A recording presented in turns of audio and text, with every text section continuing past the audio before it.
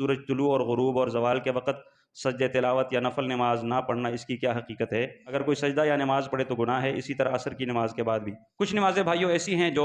جس کو صلاۃ الحاجہ کہا جاتا ہے، یعنی کسی کام کی وجہ سے کیے جاتے ہیں۔ مثال کے طور پہ ایک بندہ مسجد تشریف لایا اور وہ مسجد میں بیٹھنا چاہتا ہے، تو اللہ کے نبی علیہ الصلوۃ والسلام نے فرمایا کہ اذا دخل احدکم المسجد فلا یجلس حتى يصلي رکعتین، جب تم میں سے کوئی شخص مسجد میں آئے تو جب تک وہ 2 رکعت نہ پڑھے وہ نہ بیٹھے، اس کو بیٹھنے کی اجازت نہیں ہے، کم از کم 2 رکعت لازمی پڑھنی ہے۔ اب وہ ایسے وقت میں آیا کہ سورج طلوع ہو رہا ہے مثال کے طور پہ، اسے بیٹھنا ہے، سورج غروب ہونے کا وقت ہے یا زوال کا وقت ہے، تو کیا وہ 2 رکعت اس وقت پڑھ سکتا ہے؟ جی پڑھ سکتا ہے،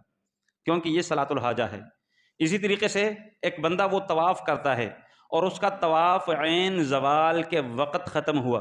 اللہ کے نبی علیہ الصلوۃ والسلام نے فرمایا کہ تم لوگ جو اس وقت کعبے کے متولی تھے انہیں خطاب کرتے ہوئے فرمایا کہ اس گھر میں آ کر اگر کوئی شخص کسی بھی وقت نماز پڑھنا چاہتا ہے تو خصوصاً یہ جو طواف کی 2 رکعتیں اسے مت روکو۔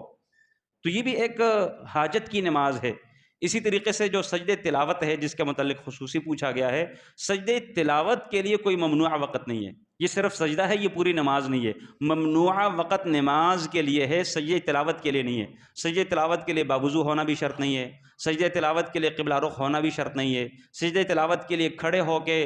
تکبیر تحریمہ کہنا، ہاتھوں کو اٹھانا، رفع الیدین کرنا یہ بھی ضروری نہیں ہے، بیٹھے بیٹھے جس طرف بھی رخ ہے وہ آپ کر لیں۔ اس کے ساتھ یہ بھی یاد رہے کہ سجدے تلاوت کوئی فرض نہیں ہے، اگر کوئی بھائی جان بوجھ کر بھی چھوڑ دے تو کوئی گناہ نہیں، سجدہ کر لیا تو بہت اچھی بات ہے، اجر ملے گا، اگر نہ کیا تو کوئی ایشو نہیں۔ امیر المومنین عمر بن خطاب رضی اللہ تعالیٰ عنہ کے متعلق آتا ہے، ایک مرتبہ انہوں نے ممبر پر کھڑے ہو کے خطبہ ارشاد فرما رہے ہیں جمعے کا، انہوں نے قرآن کی اس جگہ کی تلاوت کی جہاں سجدہ تلاوت آتا ہے، وہ اس دوران نیچے اترے، انہوں نے سجدہ کیا، دوبارہ چڑھے اور اس کے بعد اپنی بات کو کنٹینیو رکھا۔ اگلے جمعے پھر سے تلاوت کی اور وہ سجدے تلاوت کی جگہ پڑھ کے نیچے نہیں اترے، نہ سجدہ کیا، اور بعد میں پھر اپنے ساتھیوں کو بتایا کہ ہم اللہ کے نبی فمنا من یسجد ومنا من لم یسجد، اگر کوئی شخص سجدے تلاوت کے پاس سے گزرتا وہ تلاوت کرتا، کوئی چاہتا تو وہ سجدہ کرتا، کوئی چاہتا تو سجدہ نہ کرتا، تو دونوں صورتیں جائز ہیں، کوئی فرض اور ضروری نہیں۔ ہمارے معاشرے میں یہ ایک بات بہت زیادہ مشہور ہے،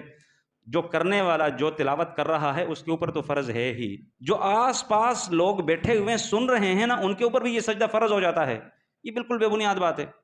دیکھیے گا کسی چیز کی فرضیت، کسی چیز کی اباحت، کسی چیز کا حرام ہونا یہ شریعت کا کام ہے،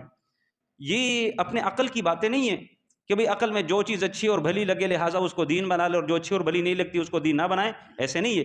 کوئی بھی دین کی بات ہے وہ قرآن اور سنت سے ہمیں لینی چاہیے، اللہ اور اس کے رسول کو دیکھے انہوں نے کیا کیا، کیسے کہا، کون سا ان کی طرف سے آرڈر اور حکم آیا ہے، اس کے مطابق ہم چلیں گے۔